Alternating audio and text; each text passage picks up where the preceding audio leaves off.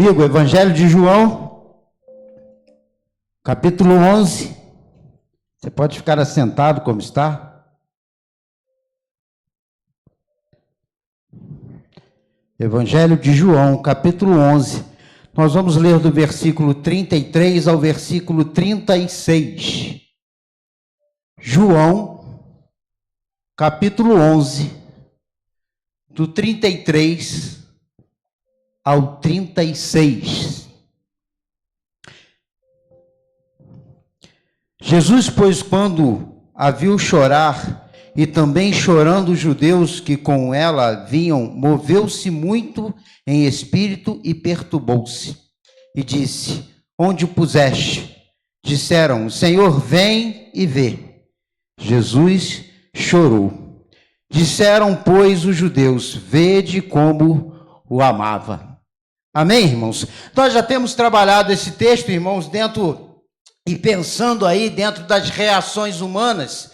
Nós, na última mensagem, falamos sobre a reação de Marta e Maria, e a gente observou nessa reação, ou nesse relacionamento aqui, que havia amor envolvido, que havia amizade envolvida, que havia relacionamento pessoal envolvido, que havia intimidade entre Deus, entre Jesus e essa família, que já havia fé, e eles tinham fé para serem curados, tanto que Maria vai dizer, também Marta: Senhor, se o Senhor tivesse chegado aqui antes, Lázaro não estaria morto. Mas ainda havia um patamar mais alto a ser alcançado por elas, e a gente observa nesta caminhada e nesse texto que a dificuldade vivida por elas naquele momento, o luto, a dor, o sofrimento, associado à presença salvadora de Jesus, levou aquelas moças, levou aquela família a um patamar de fé maior. Porque até então elas acreditavam num Jesus que podia curar, elas já tinham exemplo disso, mas elas ainda não tinham visto uma ressurreição. Aquilo para elas era difícil de entender, de aceitar, de acreditar, tanto que elas vão dizer: se o Senhor tivesse chegado aqui antes, as coisas teriam sido diferentes. Mas no final dessa história, irmãos, a gente vê que a fé delas foi e alcançou um patamar mais alto. Porque agora elas viram Jesus ressuscitar alguém. Agora elas sabem que Deus pode fazer. E hoje nós queremos parar para pensar um pouquinho nesse versículo 35, de forma muito específica, em que diz que Jesus chorou. E o choro, irmãos, ele é uma reação nossa que acontece em situações opostas. Eu sei que você já viu muita gente triste, amargurada, sofrendo, chorar. Mas eu sei que você também já viu pessoas que estão tão felizes que choram de alegria. Você já viu gente chorando porque viu um filme emocionante? Irmão Alexandre, é assim? Eu também. Às vezes eu disfarço, porque se a Dani vê eu chorando por causa de um filme, irmãos, eu estou enrolado. Para o resto da semana, ela vai pegar no meu pé.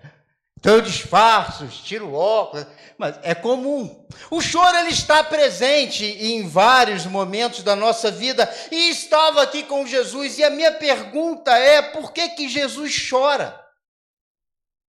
E eu queria pensar com os irmãos sobre uma possibilidade desse choro. Existem algumas, nós vamos pensá-las aí em outros momentos, mas hoje eu queria ficar com uma possibilidade. De repente você vai pensar assim, se você não conhece, não tem intimidade com Deus, você vai falar: olha, Jesus tinha chorado, porque ele estava vivendo um momento difícil, ele estava ali no impasse, porque o seu amigo havia morrido, o Lázaro estava morto há 4 dias, e ele de repente pensou: olha, será que eu não tenho poder para realizar aqui uma ressurreição? De repente você pensou: olha, Jesus chorou ali, bom, porque ele sabia que ele não tinha condições de fazer nada, porque ele sabia que não tinha poder para realizar. E aí você pensa: essa é uma possibilidade? Sim, se a gente não tem intimidade com Deus, você pode pensar nisso, porque muitas vezes, irmãos, a gente está diante de situações que a gente não tem poder para resolver. Eu sei que você já passou isso no trabalho, eu sei que a gente passa isso às vezes em casa, a gente passa isso na saúde, a gente passa isso nos relacionamentos, a gente passa isso na vida toda. Eu às vezes me encontro assim, eu olho para o paciente está numa situação, numa condição de gravidade tanta que eu não tenho poder para resolver.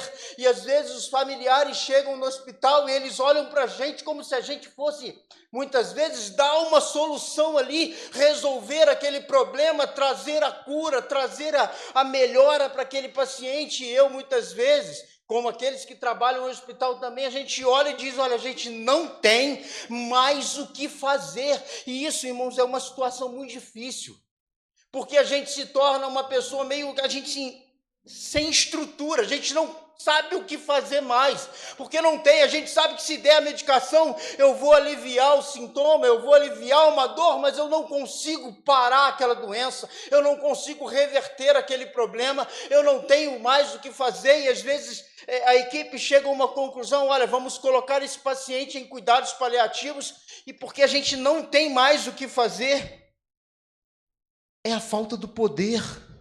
A gente não tem como resolver. E eu olho para Jesus e você imagina o seguinte: ele está diante de alguém que já está 4 dias morto, ele está diante de alguém que já não tem mais vida, diante de alguém que o coração já não funciona, o cérebro já não funciona, o corpo já está em decomposição. E aí a gente vem e diz, olha, Jesus então chora porque não tem poder para resolver. Pastor, mas que é isso? Quantas vezes a gente está passando uma dificuldade na vida? E eu não estou dizendo que dificuldades são fáceis. Se fosse fácil, chamava facilidade. As dificuldades são duras. Mas a gente se porta muitas vezes como se Deus não tivesse poder. Como se Ele não estivesse presente. De repente você está passando uma dificuldade, você que nos assiste, você que está aqui conosco, e você olha e diz, olha, pastor, eu não tenho mais como resolver, a minha vida agora acabou, a minha vida não tem mais esperança, eu não tenho mais como solucionar esse problema, a minha vida não tem mais solução. E a gente se coloca dessa forma, e muitas vezes a gente diz, olha, eu sirvo a Deus, eu creio nele, mas quando se fala de poder, a gente se perde. E aí eu queria convidar você para a gente poder dar uma olhadinha rápida nos milagres que Jesus realizou. Como a gente já disse na outra vez, nesse texto de João, do Evangelho de João, que foi escrito alguns anos depois de Jesus já ter partido, ele fala de 7 milagres.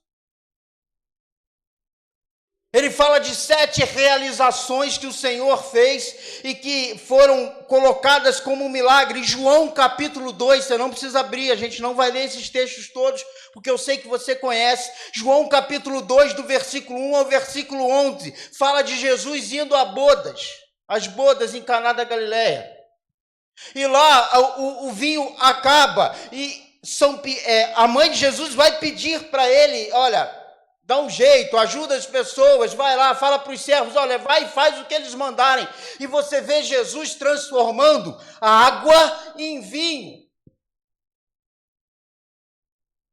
E, irmãos, essa transformação segundo a própria ciência, impossível. Por que é impossível, pastor? Porque eu tenho aqui na molécula de água hidrogênio e oxigênio. No vinho eu tenho uma série de substâncias que não estão ali. Seria possível? Eu precisaria de uma reação nuclear nessa água. Eu precisaria quebrar as moléculas de hidrogênio, eu precisaria quebrar as moléculas de oxigênio, eu precisaria desfazer esses átomos, eu precisava pegar os prótons e elétrons e reorganizá-los para que desse origem ao carbono, para que desse origem ao nitrogênio, entre outras substâncias, para que essa água se transformasse em vinho. E nem hoje isso é possível. Imagina naquele tempo. Mas Jesus fez. Sabe por que ele fez, irmãos? Porque ele tem poder. Ele não está preso à nossa limitação humana. Eu consigo quebrar átomos, consigo reorganizar como foi feito? Não. Temos o outro aqui, nós vemos João capítulo 4, do 43 ao 54, fala da cura do filho do oficial. E, irmãos, cura é uma coisa que a gente busca de uma forma incessante. Durante muito tempo se tentou descobrir o antibiótico. Quando se descobriu lá nos anos 50 a penicilina, isso foi uma revolução na saúde. Pessoas que antes morriam muito facilmente começaram a ser tratadas. E não se assuste, hoje em dia os nossos antibióticos, muitos deles já não resolvem mais, não conseguem mais matar algumas bactérias. Elas estão tão resistentes que a gente tem que ficar juntando um antibiótico com o outro, mudando a forma de infusão para tentar resolver esse problema. Saúde é algo que a gente busca o tempo todo. A gente vê que existem uma evolução de maquinários, de equipamentos, de medicações para conseguir solucionar problemas de saúde, para que a pessoa possa ter uma condição de vida melhor, para que a gente possa conseguir uma estimativa de vida maior, para que a gente consiga resolver os problemas de doença. Eu sei que tem muita questão financeira envolvida disso, mas existe um desejo no ser humano de ser saudável. E aqui a gente está diante de um oficial do rei, que sabe que Jesus estava em Caná da Galileia. Jesus já tinha ido, voltado, e agora ele estava em Caná da Galileia. E ele vai lá, porque o filho dele estava à morte. E ele diz: Senhor, desce comigo, porque meu filho está morrendo e eu não sei, eu não tenho o que fazer, desce lá para você curar ele. Sabe o que Jesus disse, irmãos? Pode ir lá, seu filho já está curado. Imagina você no lugar desse oficial. Família, irmãos, é algo que a gente admira, que a gente ama, que a gente quer estar perto, que a gente quer ver estar bem. E quando adoece, isso dói na gente, mesmo que não seja você. Quando um filho seu adoece, quando um parente seu adoece, toda a família sofre. Imagina esse oficial ouvindo agora: olha, pode ir, que seu filho está bem. E o texto diz que ele foi, e quando ele chegou lá, o pessoal disse para ele: olha, pode ficar tranquilo, seu filho já melhorou. E ele vai perguntar para eles assim: olha, mas quando que foi isso? Ontem, às 7h da noite. E olha que coisa fantástica. Ele olhou e disse: foi nessa hora que eu estava conversando com Jesus. Esse oficial, irmãos, morava em Cafarnaum. Caná da Galileia para Cafarnaum tem em cerca de 25 a 37 quilômetros de distância, dependendo de por onde você passa. Em média, levava um dia de caminhada. Então, no dia seguinte, quando ele chegou lá, o filho já estava curado. Olha outro detalhe, irmãos, porque essa questão de medicina à distância, a gente hoje mais comum da gente ver. Hoje em dia você tem cirurgias que são feitas por robótica, que às vezes o profissional está em outro lugar longe e ele consegue. É lógico que ainda tem muita pesquisa dentro dessa história, mas à distância ele consegue tratar um paciente, ele consegue fazer uma cirurgia. Ele consegue operar alguém através de um maquinário, através de robôs, através da robótica, para que ele consiga resolver o problema, e isso à distância. A gente sabe que hoje existe uma ferramenta que a gente utiliza bastante, ou alguns agora estão começando a utilizar, que é a teleconsulta. Então você liga para um determinado número, o profissional te atende, ele vai fazer algumas perguntas, ele prescreve, e ele faz isso à distância. Mas para resolver o problema da robótica, irmãos, ou para fazer a cirurgia robótica, eu tenho que saber o problema do paciente, as condições dele, as alergias, tudo normal. Para eu fazer uma consulta à distância, eu também preciso disso. Às vezes, os irmãos da igreja, e não é incomum fazer isso, me manda lá no WhatsApp uma foto com todos os exames que ele fez. Pastor, dá uma olhada aí para mim. E eu vou olhar e eu consigo orientar algumas coisas pela distância. Através do WhatsApp, você precisa fazer uma dieta, você precisa fazer atividade física, você precisa procurar um médico, você precisa de uma medicação, a gente consegue orientar. Mas no tempo de Jesus, irmão, não tem nada disso. Não tem robótica. não tem internet, não tem WhatsApp. Ele não tinha os exames na mão, ele não conhecia pessoalmente o filho. O pai não contou para ele o que o filho tinha. Ele só disse que o filho estava à morte. Mas nós não estamos falando de um ser humano comum. Nós estamos falando de Jesus. E Jesus tem poder para cuidar. Ele não sabia, humanamente falando, o nome do menino, o diagnóstico que ele tinha, exatamente o que ele estava sentindo. Ele estava a quilômetros de distância desse menino. Ele não tinha WhatsApp, ele não tinha internet, ele não tinha robótica, ele não tinha nada. Mas ele tem poder para fazer. E ele fez. E esse menino foi curado. João capítulo 5 fala do paralítico de Betesda. 38 anos paralítico, irmão. E eu já falei isso aqui na outra vez. Alguém 38 anos, e nós temos uma fisioterapeuta que está comigo que não me deixa mentir. Alguém 38 anos paralítico, sem mover as pernas, nunca vai sair andando como se nada tivesse acontecido. Pastor, a medicina hoje consegue resolver esse problema? Eu falei, olha, irmão, eu nem sei. Alguns a gente até resolve, mas a maioria deles não. E a gente percebe, eu sei que você já viu isso, que a pessoa quando perde o movimento das pernas, com o tempo essa perna vai ficando fininha.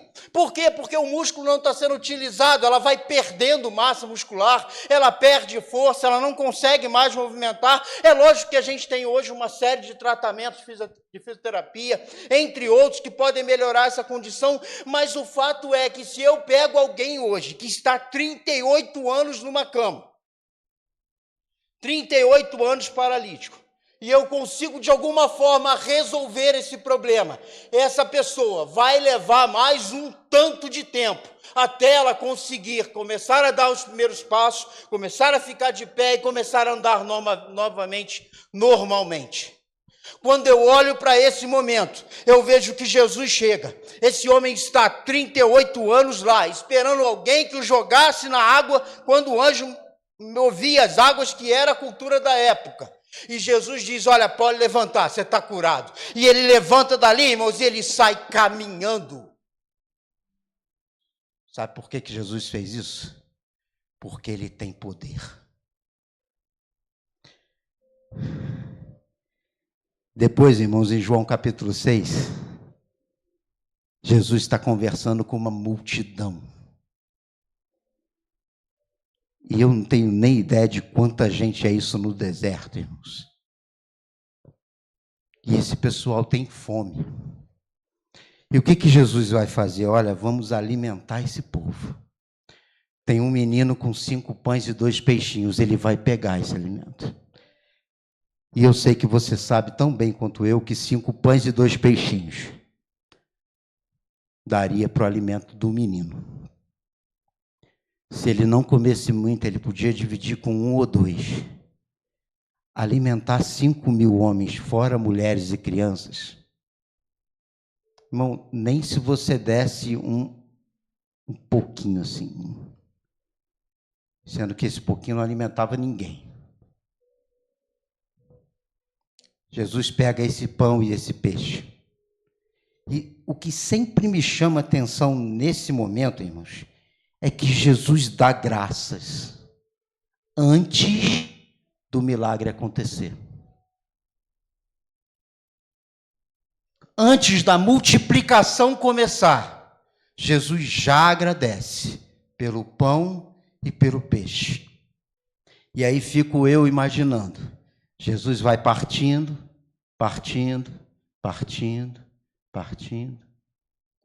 e não acaba. O peixe não acaba, o pão não acaba. Ele alimenta todo mundo. Ainda sobram 12 cestos. Só Jesus, irmãos. Você já viu quando você fica lá em casa que tem aquele pouquinho de Coca-Cola? Você não vai lá comprar, né, Sandra? Aí tem aquele pouquinho de Coca-Cola, você fica medindo. Tem 3 irmãos em casa. Você bota no copo, bota um pouquinho. Se botar um golinho a mais para um do que para o outro, já deu ruim. Você fica medindo. Porque a Coca-Cola está acabando, tem pouco. O doce está acabando, tem pouco. Sorvete no pote, já não tem mais quase nada. Vamos partir aqui para dar um pouquinho para cada um. Jesus pega esse pão e esse peixe que não dá para alimentar nem meia dúzia de pessoas. E ele vai partindo. E mais de 5.000 pessoas são alimentadas.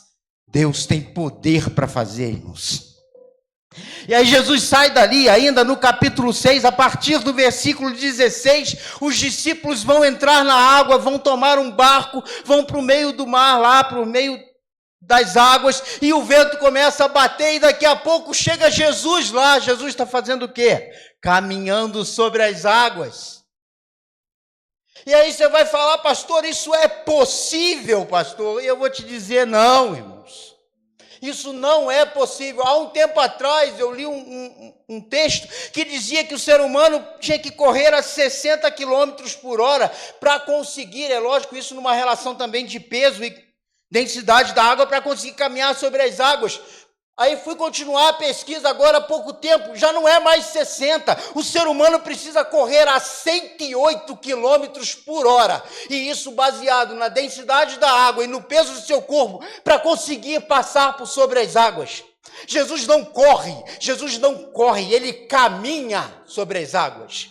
Isso é impossível, e ainda te digo mais, é impossível hoje, pelo menos, o ser humano correr a 108 quilômetros por hora. Segundo pesquisas, isso dá 125 passos por segundo. Já imaginou, pastor, chegando lá no Hotel Quitandinha? 125 passos por segundo. Já pensou, irmão Oswaldo? Quando o tiro suar, o irmão já está no final. Isso é impossível, irmão. Segundo pesquisa, o Usain Bolt correu a 44,72 quilômetros por hora por um percurso de 100 metros. E isso já é uma margem absurda de rápida. Isso dá aí 9 segundos e pouquinho lá nos 100 metros que ele fez. Ele não chegou nem perto dos 108. E nem vai. Mas Jesus caminhava sobre as águas. Sabe o que é isso? Deus tem poder. E a gente precisa acreditar nisso. O 6º milagre, irmãos, João capítulo 9, é a cura de um cego de nascença. E entenda bem, quando você faz uma pesquisa rápida, você vai ver que a chance disso acontecer é quase nenhuma. Quando alguém nasce cego, irmãos, ou ele tem uma lesão neurológica, ou ele tem uma lesão nos nervos dos olhos, ou ele tem uma malformação no próprio olho. E ele nasce nessa condição. A malformação neurológica dificilmente se resolve, os nervos ópticos também muito difícil de conseguir resolver. E se eu mudasse o olho dessa pessoa, colocasse um olho novo lá, ele ainda ia levar muito tempo para conseguir enxergar, porque a gente ia precisar ensinar esse cérebro de novo, porque a comunicação, a transdução, essa informação de imagens que ia passar para o cérebro, informação elétrica, e o cérebro não sabia fazer isso ainda, a gente ia levar muito tempo para resolver esse problema. A própria ciência, o próprio oftalmologista vai dizer, olha, isso aí é quase que impossível. Aí você vai falar, não, pastor, mas ele usou um remédio. Usou. Saliva, mais conhecida como cuspe. E eu sei que se você vai fazer uma pesquisa, você vai ver que a saliva tem um pouco lá de função para cicatrizar, alguma função lá para matar algum micro-organismo. Você tem proteína ali, você tem enzima nessa saliva. A gente sabe que a digestão começa na boca e essa proteção já existe. Mas, irmãos, ela não tem nem de perto poder para fazer alguém enxergar. Porque se fosse assim, a gente ia resolver, ia acabar com o consultório de oftalmo.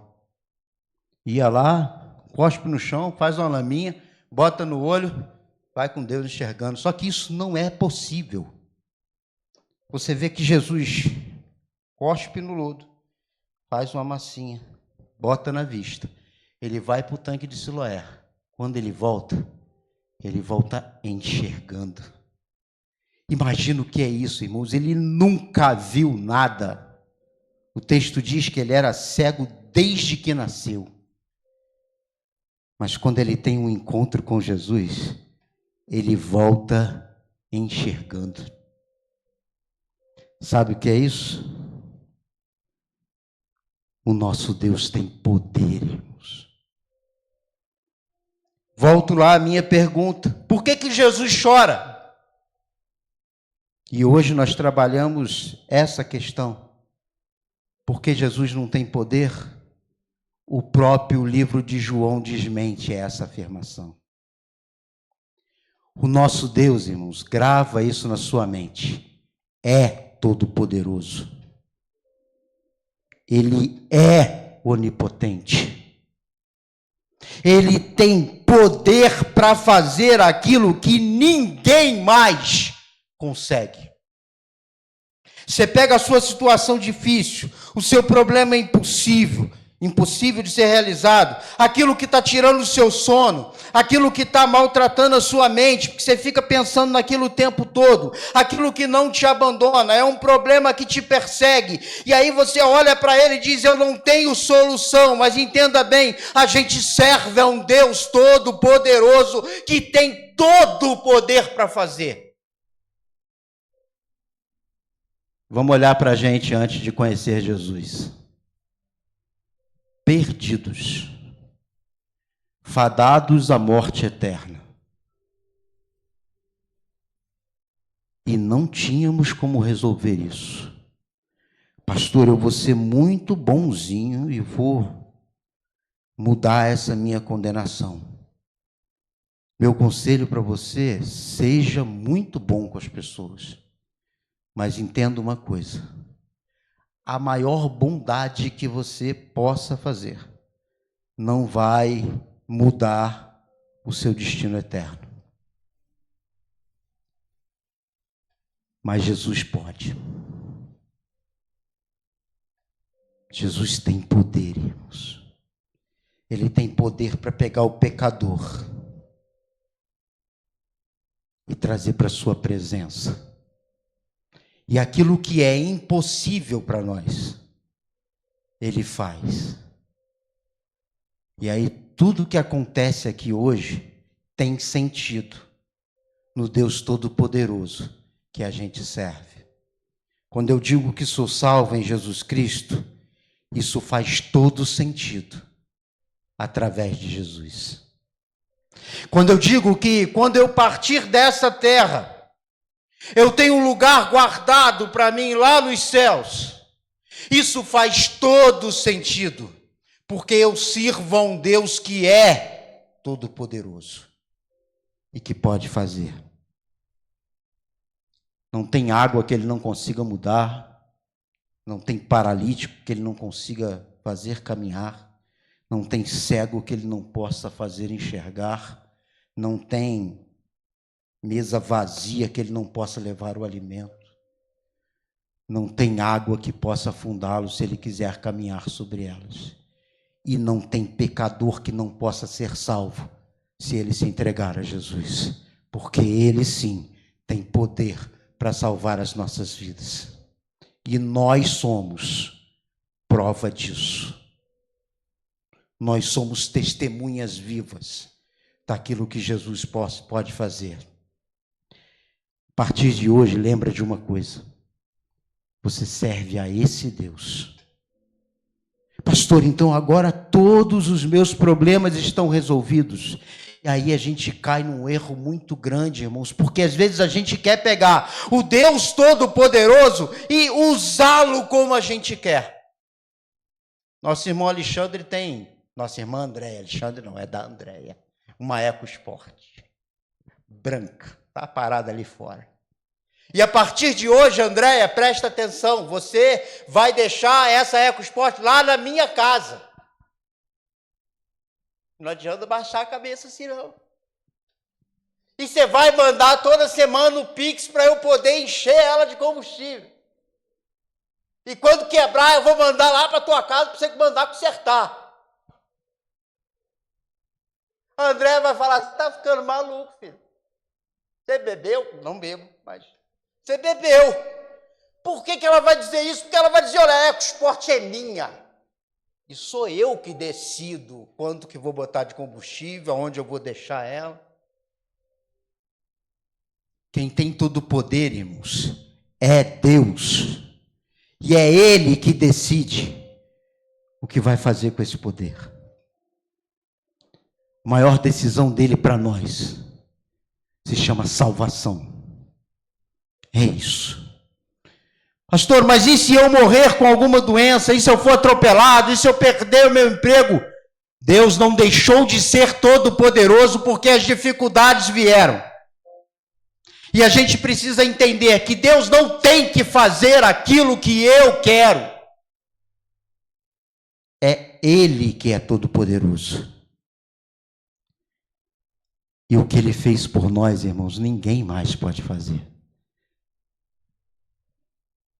Ele tirou a gente das mãos do inimigo e trouxe a gente para a graça. Se a doença te matar hoje, você tem um lugar guardado nos céus para você. Lá não tem choro, não tem dor, não tem doença, não tem sofrimento. Se o emprego faltar hoje, você continua tendo um lugar guardado nos céus para você. Deus é todo-poderoso. E Ele não chorou por falta de poder, porque poder Ele tem. Abaixa sua cabeça, fecha teus olhos.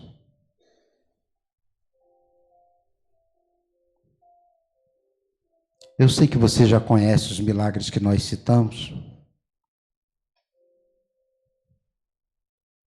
Eu sei que já existe entre você e Deus algum nível de relacionamento. Mas eu sei também que às vezes a gente passa por momentos difíceis. E que mesmo que não deveria acontecer, a nossa fé fica abalada. Marta e Maria estavam assim. O luto estava doendo tanto que elas olharam para Jesus e disseram: se o Senhor estivesse aqui antes, Lázaro não teria morrido. Mas elas aprenderam nessa relação com Jesus que Deus tem poder para ressuscitar, como tem para salvar, como tem para fechar a boca do leão, como tem para não deixar o fogo te queimar. Pastor, mas Estevão foi apedrejado e Deus não o livrou. Os céus estavam abertos para ele, irmãos. O maior livramento Estevão recebeu. É disso que eu estou falando. Lázaro um dia morreu, mas ele teve um encontro com Jesus. Paulo passou por sofrimentos que, naquela época, muitos morriam. As chicotadas, os apedrejamentos. E Deus os livrou, não da dor do sofrimento, mas da morte naquele momento. Mas um dia Paulo também morreu. Mas ele tinha certeza de que Jesus o aguardava. É disso que eu estou falando. As lutas não vão embora. Mas Deus também não. e Ele já tem um lugar preparado para nós. Senhor, em nome de Jesus eu te dou graças, porque através da Tua palavra, nós reconhecemos o Deus Todo-Poderoso que nós servimos. Te dou graças, ó Pai, pelas vidas que estão aqui e outras que nos assistem através das mídias sociais, que já foram alcançadas por esse amor, por esse poder, por essa graça, por essa misericórdia. E hoje, irmãos, hoje, somos salvos em Jesus Cristo.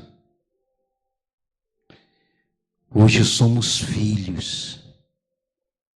E como diria o cantor, uma vez filhos, sempre filhos. Muito obrigado, Senhor, porque o que era para nós impossível, o Senhor realizou. E nós te agradecemos em nome de Jesus. Amém.